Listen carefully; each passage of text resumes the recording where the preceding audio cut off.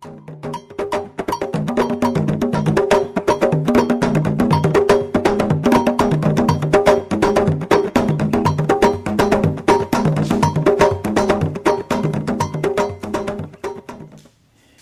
need to tell our story.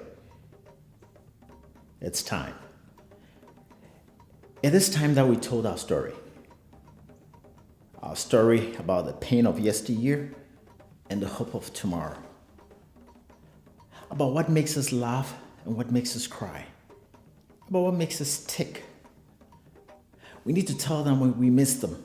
We miss all those bodies that were carried across water.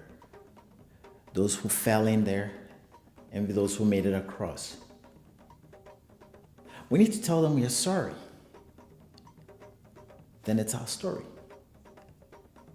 We need to tell the story of the bodies that were broken, of the dreams that were quashed beneath boots that dripped with blood, and daggers that rammed into bodies and exploded vision.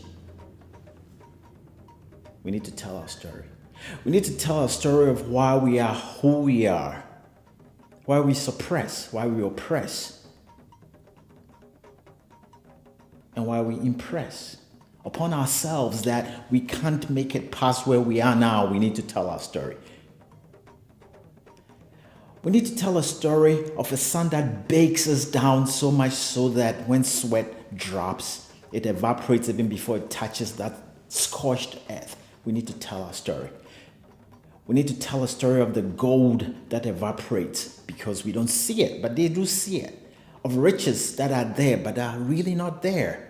Of hope that is nothing but just hope. We need to tell our story.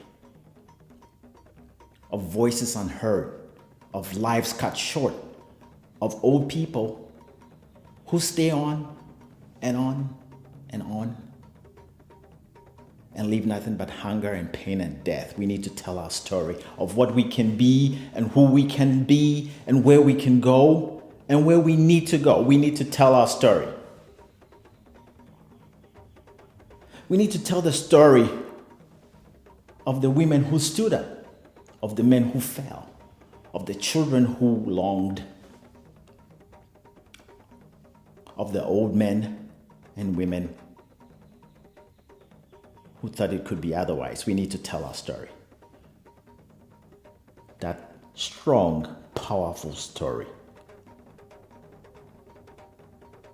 that yearns to be told. We need to tell that story.